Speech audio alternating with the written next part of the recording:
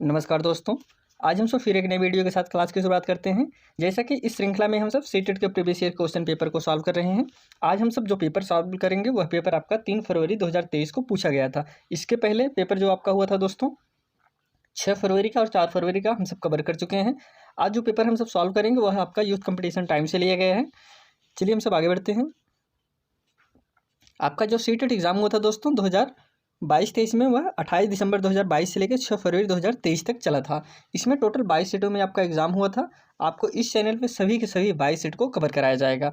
अगर आप इस चैनल पर नए हैं, चैनल को सब्सक्राइब जरूर करिए। चलिए हम सब क्वेश्चन की शुरुआत करते हैं। क्वेश्चन में हम सब 3 फरवरी 2023 का पेपर सॉल्व करेंगे। सबसे पहले हम सब CDP को कवर करेंगे, बाल विकास। चलिए क्वेश्चन की शुरुआत करते हैं। यहाँ से हम सब क्वेश्चन की शुरुआत करते हैं। पहला क्वेश्चन बाल विकास है शिक्षा शास्त्र का।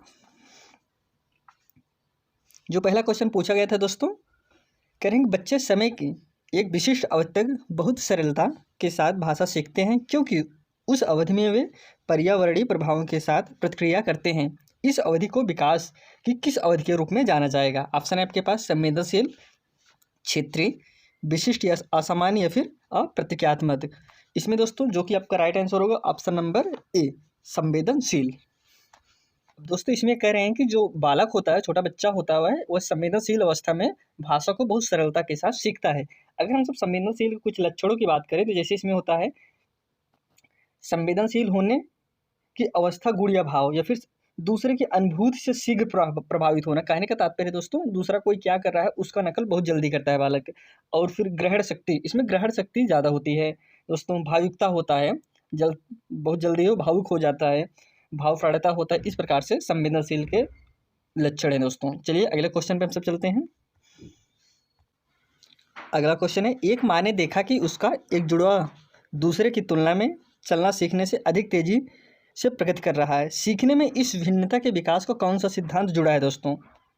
जो ऑप्शन दिए गए हैं दोस्तों, कह रहे हैं कि व्यक्तियों में विकास सिर से पैर तक होता है दोस्तों, या फिर हर किसी में विकास चरण दर चरण आगे बढ़ता है। अगला ऑप्शन है व्यक्तियों में विकास अलग अलग गति से होता है। लास्ट ऑप्शन है दोस्तों, कह रहे हैं कि हर किसी में विकास सामान्य से विशिष्ट की ओर बढ़ता है। इसमें जो कि राइट आंसर होगा दोस्तों ऑप्शन नंबर सी होगा। कह रहे हैं कि अलग अलग व्यक्तियों में विकास की गति अलग अलग होती है, वह जुड़वा क्यों ना हो। ऐसा नहीं कि बालक अगर जुड़वा है तो दोनों में सेम विकास होगा, सेम तरह की थिंकिंग होगी, सेम काम करेंगे, ऐसा नहीं है। जुड़वा हूँ या फिर वैसे हूँ तो सब में अलग अलग विकास होता है। सबकी सोचने की क्षमता अलग होती है, चलने की क्षमता अलग होती है, कोई जल्दी चलता है, कोई लेट चलता है। ये भिन्नता पाई जाती है दोस्तों। दो बच्चों में एक जैसा एक समान भाव नहीं देखने को मिलता, एक जैसी सोचने की क्षमता नहीं होती, वह जुड़वा क्यों ना हो। अगले क्वेश्चन की तरफ हम सब चलते हैं दोस्तों। कह रहे हैं विकास निम्न में से किस पर निर्भर है? ऑप्शन है अनुवांशिक, पहला है इसमें अनुवांशिक प्रवृत्तियों, सामाजिक संस्कृत प्रथाओं या फिर भौतिक वातावरण दोस्तों। तो ऑप्शन इसमें जो पहला दिया गया है, कह रहे हैं कि केवल एक सही है, केवल एक और दो, या फिर केवल दो और तीन, या फिर एक, दो और तीन, तीनों सही हैं। तो इसमें दोस्तों जो राइट होगा, जो विकास निम्न में किस पर निर्भर करता है? जेनेटिक पर करता है दोस्तों, अनुवांशिक, सामाजिक संस्कृत प्रथाओं पर भी निर्भर करता है विकास, और भौतिक वातावरण पर भी निर्भर करता है कि जो बालक का विकास है इन तीनों चीज़ों पर निर्भर करता है। ऐसा नहीं कि सिर्फ जेनेटिक पे, उसे वातावरण भी चाहिए, सामाजिक अच्छा परिवेश भी चाहिए, संस्कृति भी चाहिए, और उसे रहने के लिए अच्छा वातावरण भी ज़रूरत है। अनुवांशिक होता है दोस्तों, वह भी उसके लिए ज़रूरी है। इसलिए तीनों चीज़ इंपॉर्टेंट है। Option number D is right answer. अगला क्वेश्चन है, कह रहे हैं कि जिन पियाजे के संज्ञानात्मक विकास के सिद्धांत के अनुसार अध्यापक को किस अवस्था में क्रमबद्धता से संबंधित प्रश्न को हल करने के लिए देना चाहिए? ऑप्शन है संवेदीगामक अवस्था, पूर्व संक्रियात्मक अवस्था, मूर्त संक्रियात्मक अवस्था, या फिर औपचारिक संक्रियात्मक अवस्था। अब देखिए दोस्तों, इसमें समझने वाली बात यह है कि जो जिन पियाजे के संज्ञानात्मक विकास का सिद्धांत है उसे 4 प्रकार से इन्होंने बांटा था, 4 अवस्थाएं बताई थी। पहला था संवेदीगामक अवस्था, जो चलता था दोस्तों 0 से लेकर 2 वर्ष तक। इसके बाद आता है दोस्तों पूर्व संक्रियात्मक अवस्था, जो चलता था 2 से लेकर 7 वर्ष तक। इसके बाद आता है मूर्त संक्रियात्मक अवस्था, जो चलता था 7 से 11 वर्ष तक। इसके बाद आता है औपचारिक संक्रियात्मक अवस्था, जो 11 प्लस या फिर 11 से 15 तक चलता था। यह इनकी अवस्थाएं, इन्होंने 4 ये अवस्थाएं बताई थी। कौन? जिन पियाजे के विकास संज्ञानात्मक विकास के सिद्धांत के ही 4 चरण थे। अब इसमें जो पूछा जा रहा है दोस्तों, कह रहे हैं कि विकास सिद्धांत क्रमबद्धता से संबंधित प्रश्न है। इसमें क्रमबद्धता की बात करें दोस्तों, तो इसमें जो हो मूर्त संक्रियात्मक अवस्था होगा दोस्तों, क्योंकि मूर्त संक्रियात्मक अवस्था में बच्चा क्रम को सही से करना सीख जाता है, गिनती को गिनना सीख जाता है, किस तरीके से कौन गिनती पहले रहेगी कौन गिनती बाद में रहेगी, इस प्रकार से लगाने की प्रक्रिया को वह मूर्त संक्रियात्मक अवस्था में सीख जाता है। चलिए दोस्तों नेक्स्ट क्वेश्चन की तरफ हम सब चलते हैं। कह रहे हैं कि जीन पियाजे के सिद्धांत के अनुसार व्यक्ति आत्मसातकरण और समंजन के माध्यम से किस स्थिति को प्राप्त करने का प्रयास करता है। ऑप्शन है संतुलन, असंतुलन, या फिर प्रत्यक्ष अबोध, या फिर भ्रम। अब जीन पियाजे के अनुसार पूछ रहा है दोस्तों, तो इसमें जो कि आपका राइट आंसर होगा संतुलन। कह रहे हैं जीन पियाजे के सिद्धांत के अनुसार व्यक्ति आत्मसातकरण और समंजन के माध्यम से किस स्थिति को प्राप्त करने का प्रयास करता है। तो दोस्तों इसका राइट आंसर होगा ऑप्शन ए संतुलन।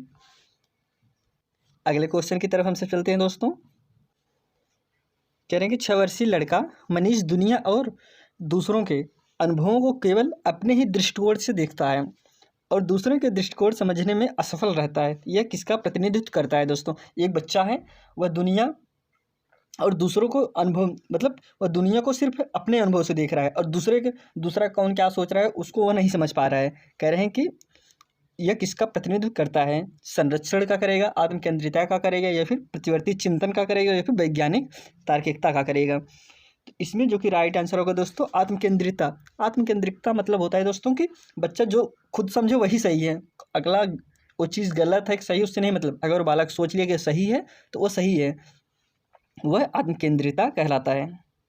हम सब अगले क्वेश्चन की तरफ चलते हैं दोस्तों। यानी कि लॉरेंस कोहलरबर्ग के नैतिक विकास के सिद्धांत के अनुसार एक व्यक्ति जो नैतिक विकास की कानून एवं व्यवस्था चरण में है उसका मत होगा, क्या होगा दोस्तों। कह रहे हैं कि कानून तथा नियमों का पालन अन्य व्यक्तियों को प्रसन्न रखने के लिए करना चाहिए, या फिर अगला ऑप्शन है कह रहे कानून तथा अधिकारियों की आज्ञा का पालन करना चाहिए जिससे सामाजिक प्रणाली सुगम बनी रहती है, या फिर कानून तथा नियमों का पालन दंड से बचने के लिए करना चाहिए। लास्ट ऑप्शन है कह रहे कानून तथा नियमों का पालन तभी करना चाहिए जब वे हमारी आवश्यकताओं की पूर्ति करें। तो इसमें जो पूछ रहे थे दोस्तों, इसमें लॉरेंस कोहलरबर्ग के अनुसार पूछ रहे हैं कि लॉरेंस कोहलरबर्ग ने नैतिक विकास के सिद्धांत के अनुसार एक व्यक्ति जो नैतिक विकास की कानून एवं व्यवस्था चरण में है उसका मत क्या होगा। तो उसका मत होगा दोस्तों ऑप्शन बी सही होगा, कानून तथा अधिकारियों की आज्ञा का पालन करना चाहिए जिससे सामाजिक प्रणाली सुगम बनी रहे। ये दोस्तों जब ये लॉरेंस कोहलरबर्ग की जो प्रसिद्ध कहानी हिंदी की कहानी, उसी में यह बताए हैं कि आप कैसे बालक को किस तरीके से कानून का पालन करना चाहिए। इसको हम लॉरेंस कोहलरबर्ग के बारे में पढ़ेंगे तो इस पर हम विस्तारपूर्वक से चर्चा करेंगे। तो इसमें आप यही समझिए कि option B is right answer है। चलिए हम नेक्स्ट क्वेश्चन की तरफ चलते हैं। कह रहे हैं कि लेव वागोस्की ने निम्न में से कौन सा सिद्धांत दिया है दोस्तों। नैतिक विकास का सिद्धांत दिया है, व्यक्तित्व विकास के मनोविकता का सिद्धांत दिया है, या फिर संज्ञानात्मक विकास के सामाजिक संस्कृति का सिद्धांत दिया है, या फिर लगाव का विकासात्मक सिद्धांत दिया है। तो इसमें लेव वागोस्की के द्वारा पूछे हैं दोस्तों, यह प्रसिद्ध इनका सिद्धांत है सामाजिक संस्कृति के सिद्धांत की जब भी बात करें दोस्तों आप सब लेव वागोस्की को ही मारिए। चलिए हम सब अगले क्वेश्चन की तरफ चलते हैं। अगला क्वेश्चन है कि एक विद्यार्थी दिए गए प्रश्न को हल करने में चुनौती महसूस कर रहा है। लेव वागोस्की के अनुसार इस स्थिति में एक अध्यापक को क्या करना चाहिए दोस्तों। विद्यार्थियों को अनदेखी कर देना चाहिए और उसे अकेले संघर्ष करते रहने देना चाहिए, या फिर अगला है विद्यार्थियों को अगले कदम हेतु संकेत और इशारे कर देना चाहिए, सीधे तौर पर सही जवाब बता देना चाहिए, या फिर सवाल को हल न कर पाने के लिए विद्यार्थियों को दंडित करना चाहिए। अब इसमें अब जिसके अकॉर्डिंग पूछ रहे हैं दोस्तों, ऐसा नहीं कि इसमें आपको अपना दिमाग यूज़ करना है, अपने हिसाब से सोचना है, नहीं, वह मनोवैज्ञानिक क्या कहे हैं उसके बारे में आपको बताना है। इसमें हम बात कर रहे थे लेव वागोस्की के अनुसार आपको बताना है, तो फिर इसमें बी सही होगा दोस्तों। विद्यार्थियों को अगले कदम है संकेत और इशारा कर देना चाहिए। अब उसे अनदेखी तो करना नहीं चाहिए, सीधे तौर पर सही जवाब बताना नहीं चाहिए, या फिर उसे हम मार दें तो फिर यह भी गलत हो। जो राइट आंसर होगा दोस्तों option number B is right answer. विद्यार्थियों को अगले कदम है संकेत और इशारे देने चाहिए। चलिए दोस्तों नेक्स्ट क्वेश्चन की तरफ हम सब चलते हैं। कह रहे हैं एक प्रगतिशील कक्षा में विद्यार्थियों को किस ओर केंद्रित होना चाहिए। ऑप्शन है पहला, अपने सहपाठियों से प्रतिस्पर्धा की ओर। अगला ऑप्शन है जितना हो सके उतना कंठस्थीकरण करने हो, या फिर सी है मूर्त पुरस्कार जैसे ट्रॉफी जीतने की ओर, या फिर सक्रिय भागीदारी ज्ञान सर्जन की ओर। तो दोस्तों इसमें जो कि राइट आंसर होगा, इसमें एक प्रगतिशील कक्षा की बात करें तो प्रगतिशील कक्षा में दोस्तों आपका राइट आंसर होगा सक्रिय भागीदारी तथा ज्ञान सर्जन की ओर। जो प्रगतिशील कक्षा होती है दोस्तों, उसमें आपको ऐसा नहीं कि आप कोई बच्चा प्रगतिशील है, जल्दी पढ़ ले रहा है तो आप उसको विशेष शिक्षा दीजिए, ऐसा नहीं। सबको आपको ऐसा चीज़ करना है कि सबको साथ में ले चले, जो सही से पढ़ पा रहा है उसको भी, जो नहीं पढ़ पा रहा है उसको भी एक साथ लेके चलना चाहिए। ऐसा नहीं कि जो ज़्यादा पढ़ पा रहा है उसे ज़्यादा से ज़्यादा पुरस्कार दें या फिर उससे ज़्यादा याद कराएं, ये सब नहीं काम करना चाहिए एक अच्छे टीचर को। चलिए हम नेक्स्ट क्वेश्चन की तरफ चलते हैं। कह रहे हैं कि हावर्ड गार्डनर द्वारा प्रतिपादित बहुबुद्धियों में निम्नलिखित में से कौन शामिल नहीं है दोस्तों। इनका जो हावर्ड गार्डनर का बुद्धि का सिद्धांत है दोस्तों, करें उसमें कौन सा इसमें वो बुद्धि नहीं शामिल है। ऑप्शन है भाषाई बुद्धि, भावनात्मक बुद्धि, स्थानिक बुद्धि, संगीत बुद्धि। तो इसमें राइट आंसर होगा दोस्तों भाषाई बुद्धि भी इसमें शामिल है। इसमें नहीं पूछा है तो नहीं, जो इसमें गलत होगा उसके साथ जो हो जाए गलत, गलत के साथ। तो इसमें 20 दोस्तों जो भावनात्मक बुद्धि है यह हावर्ड गार्डनर ने नहीं दिया है। उन्होंने भाषाई बुद्धि दिया, स्थानिक बुद्धि दिया है, संगीत बुद्धि दिया है, लेकिन भावनात्मक बुद्धि नहीं दिया है। अगर इसमें हम इनके बुद्धि के प्रकार की बात करें तो अंतर्वैयक्तिक बुद्धि था, भाषाई बुद्धि था, देशी बुद्धि या स्थानिक बुद्धि था, गणितीय बुद्धि था, संगीतात्मक बुद्धि था, शारीरिक बुद्धि था, प्रकृतिवादी बुद्धि था, अंतरावैयक्तिक बुद्धि था, लेकिन भावनात्मक बुद्धि नहीं दिए थे। चलिए हम सब अगले क्वेश्चन की तरफ चलते हैं। इसमें जो अगला क्वेश्चन है कथन कारक का क्वेश्चन है। कह रहे हैं राष्ट्रीय शिक्षा नीति 2020 के अनुसार 5वीं तक सभी बच्चों को उनकी मातृभाषा में शिक्षा दी जानी चाहिए। अब कारण आ रहे हैं दोस्तों, कह रहे हैं कि छोटे बच्चे अपनी मातृभाषा में सार्थक और धारणाओं को अधिक तेजी से सीखते व समझते हैं। तो इसमें कौन सा सही है उसको आपको बताना है। कह रहे हैं कि ए और आर दोनों सही हैं, आर ए की सही व्याख्या करता है, या फिर ए और आर दोनों सही हैं लेकिन आर ए की सही व्याख्या नहीं करता। अगला ऑप्शन है सी, कह रहे हैं कि ए सही है लेकिन आर गलत है। फिर लास्ट ऑप्शन है कह रहे हैं ए और आर दोनों गलत हैं। तो दोस्तों इसमें जो कि राइट आंसर होगा ऑप्शन नंबर ए। कह रहे हैं कि ए और आर दोनों सही हैं, आर ए की सही व्याख्या करता है। अगर हम सब दोस्तों यह शिक्षा नीति की बात करें, जो राष्ट्रीय शिक्षा नीति 2020 है, तो स्वतंत्र भारत की तीसरी शिक्षा नीति है और इसके दोस्तों जो अध्यक्ष थे कस्तूरी रंगन थे। इसके पहले जो शिक्षा आई थी दोस्तों राष्ट्रीय शिक्षा नीति 1986 में आई थी, 1968 में आई थी और 2020 में आई है। इसकी जो प्रणाली है दोस्तों वह 5+3+3+4 आधारित थी। चलिए हम सब अगले क्वेश्चन की तरफ चलते हैं। कह रहे हैं कि एक अध्यापक को विद्यार्थियों में प्रचलित जेंडर रूढ़वादियों से किस प्रकार निपटना चाहिए। ऑप्शन है विद्यार्थियों में जेंडर विशिष्ट भूमिकाओं को बढ़ावा देना चाहिए, या फिर अगला है वास्तविक जीवन से संबंधित ऐसे उदाहरण प्रस्तुत करना चाहिए जो रूढ़वादियों को चुनौती दें, या फिर विद्यार्थियों को एक समान जेंडर आधारित समूह बनाने चाहिए, या फिर कक्षा में जेंडर आधारित मुद्दों पर बात नहीं करनी चाहिए दोस्तों। तो इसमें जो कि राइट आंसर होगा दोस्तों, इसमें जेंडर की बात करें, एक अध्यापक को विद्यार्थियों में प्रचलित जेंडर रूढ़वादियों को किस प्रकार निपटना चाहिए, तो ऑप्शन इसमें आपका बी सही होगा। करें कि वास्तविक जीवन से संबंधित ऐसे उदाहरण प्रस्तुत करें चाहिए जो रूढ़वादियों को चुनौती दें। अब ऐसा नहीं कि कहीं ये लिखा गया, जैसे अभी आप अपने ही घर में देख लेंगे कि जैसे चाय बनाने का काम लड़कियों का कहते हैं, सब्जी लाने का काम लड़कों का है, तो ऐसा कहीं नहीं लिखा गया है कि हाँ यह काम लड़के करेंगे, यह काम लड़कियाँ करेंगे। लेकिन अगर इसको दूर करना है तो चाहे लड़का बनाए सब्जी जाके अगर लड़की लाए तो यह जेंडर रूढ़वादियों को चुनौती देगा। ऐसे काम करें तो इसलिए हमको बराबर समान अधिकार देना चाहिए, ताकि ऐसा ना फील हो कि हाँ हम जेंडर वाइज कर रहे हैं, या फिर ऐसा कोई काम कहीं पे नहीं लिखा गया है कि हम लड़कियों के लिए यह क्या काम बना है, लड़कों के लिए यह काम बना है। इसीलिए दोस्तों ऑप्शन नंबर बी सही होगा, वास्तविक जीवन से संबंधित ऐसे उदाहरण प्रस्तुत करने चाहिए जो रूढ़वादियों को चुनौती दें। चलिए हम सब नेक्स्ट क्वेश्चन की तरफ चलते हैं। कह रहे हैं कि एक बहुसंस्कृत कक्षा में अध्यापक को क्या करना चाहिए। ऑप्शन है केवल प्रबल समूह को ऑप्शन जो पहला है दोस्तों, कह रहे हैं केवल प्रबल समूह की सांस्कृतिक प्रथाओं को प्रधानता देनी चाहिए। अगला ऑप्शन है कह रहे हैं कि केवल सुविधा वंचित समूहों की संस्कृति प्रथाओं की प्रधानता देनी चाहिए।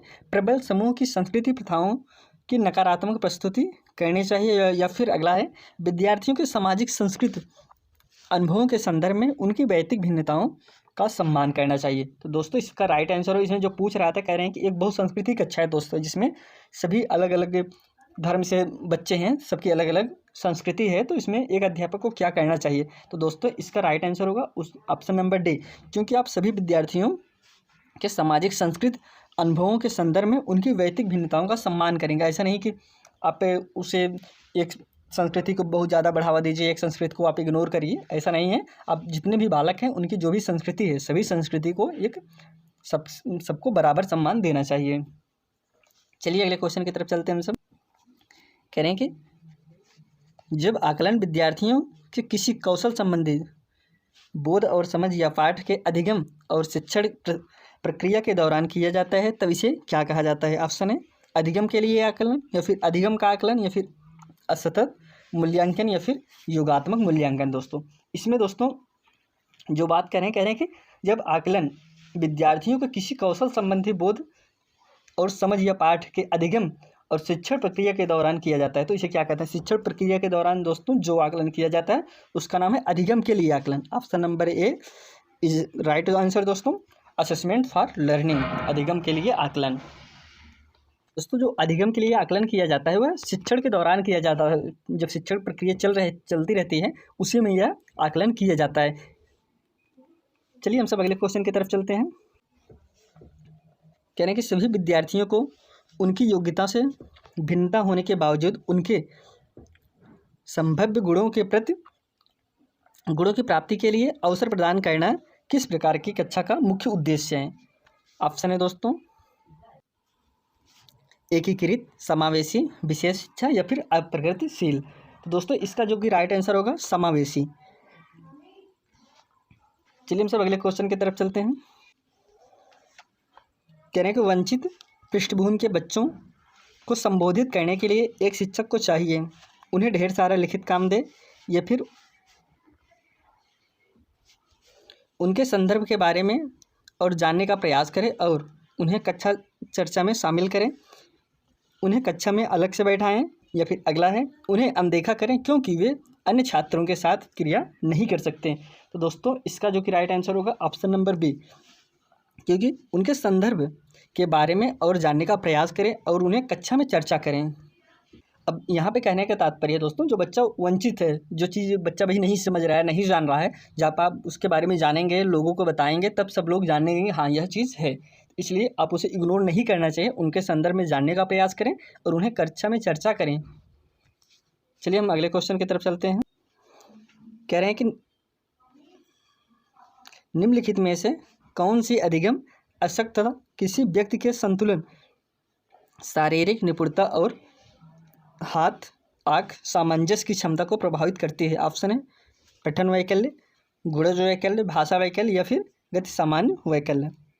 तो इसमें दोस्तों जिसमें कह रहे हैं कि हाथ आँख सामंजस्य की क्षमता प्रभावित होती है, तो वह आपका राइट आंसर होगा दोस्तों ऑप्शन नंबर डी, डिस्फेरेक्सिया, गति सामान्य वैकल्य। इसमें दोस्तों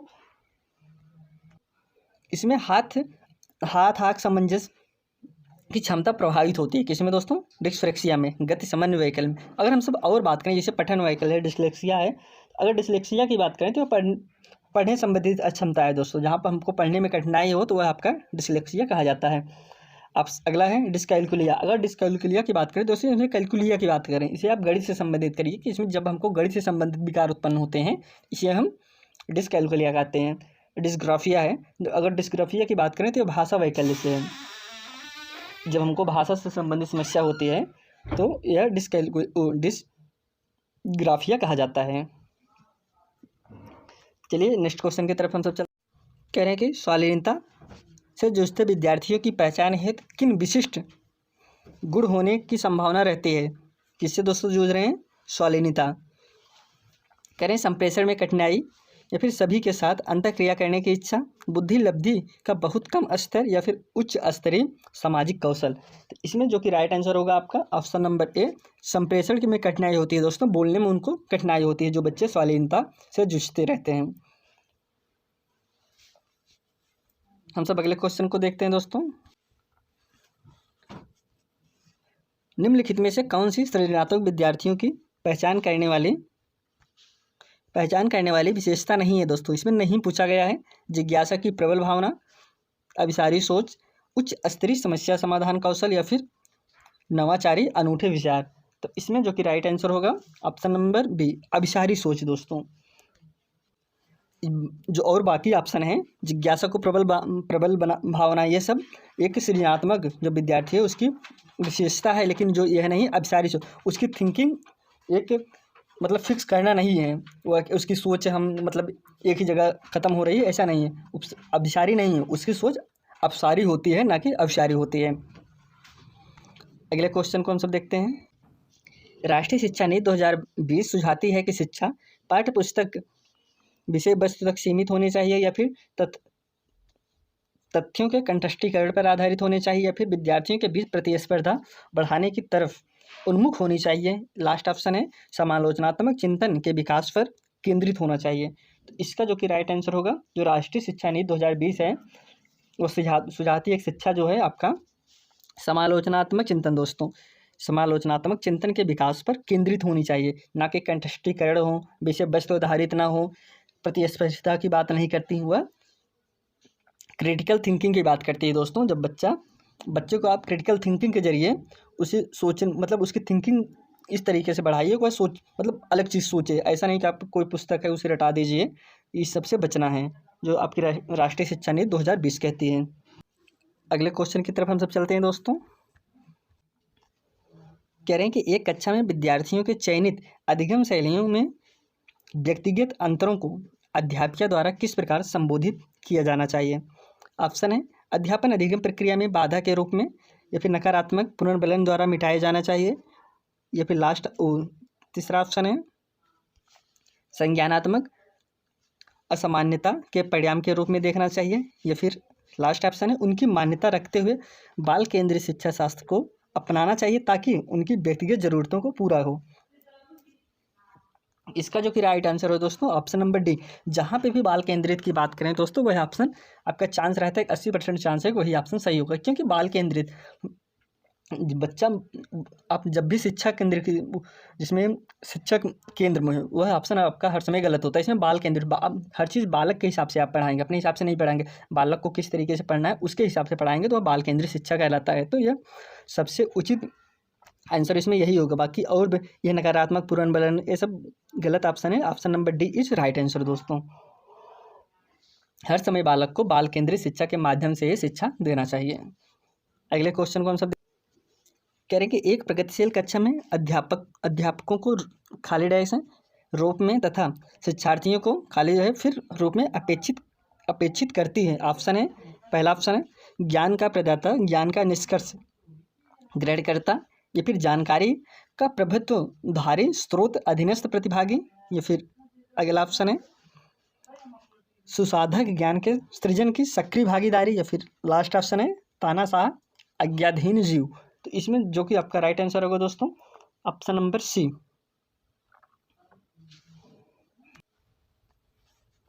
कह रहे हैं कि सुसाधक ज्ञान के सृजन में सक्रिय भागीदारी।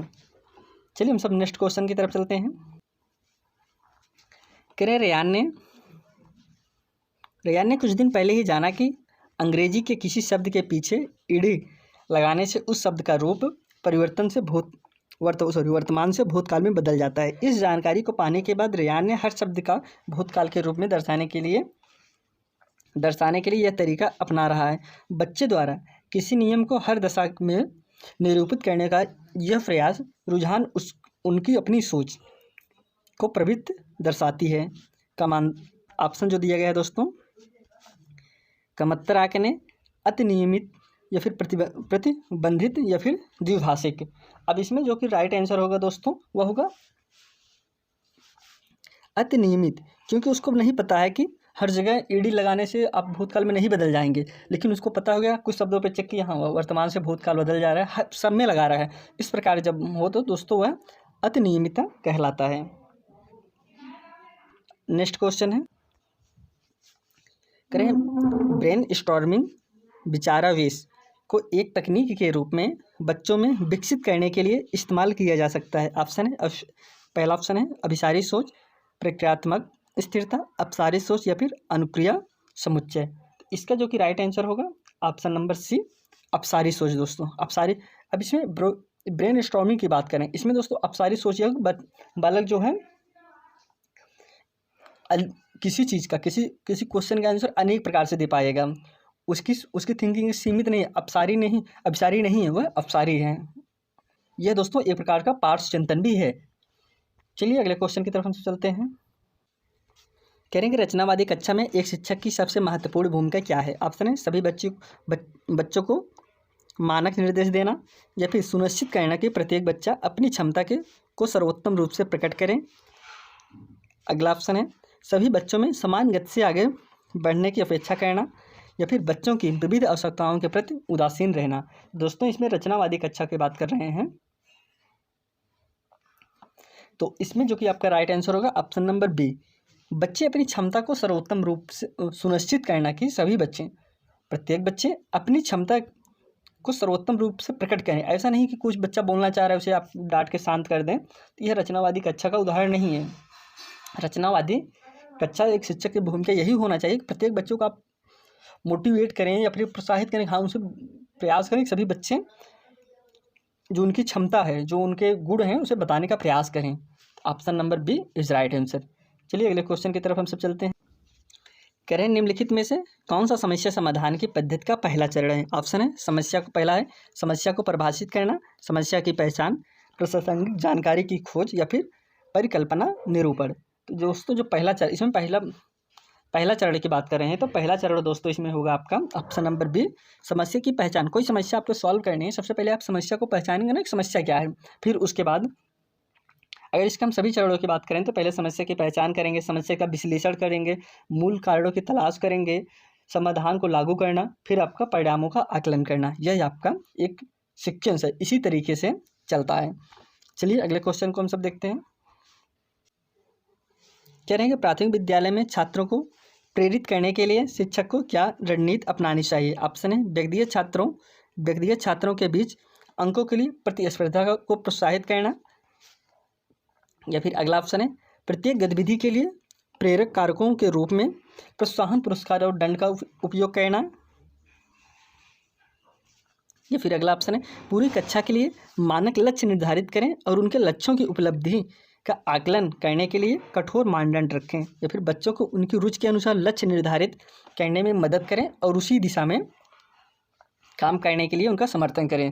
और देखिए दोस्तों जो आपका डी ऑप्शन है, पूरे आप सीटेट एग्जाम में कहीं भी जहाँ पे बच्चा बालक को निगेटिव दिखाए उस ऑप्शन को आपको नहीं टच करना है। दंड देना, लेकिन, किंतु, परंतु, इससे बचना होगा दोस्तों। भी कह रहे हैं कि उसे पुरस्कार देना, दंड देना, इस प्रकार से जब भी ऑप्शन आए उसे आप आंख का काट दीजिए कि ऑप्शन नहीं हो सकता। जो लास्ट ऑप्शन करें, बच्चों को उनकी रुचि के अनुसार लक्ष्य निर्धारित करने में मदद करें, उसी दिशा में काम करें, काम करने में उनका समर्थन करें दोस्तों, ना कि उनको कठोर दंड दें। यह सब काम नहीं करना है। तो option D is right answer.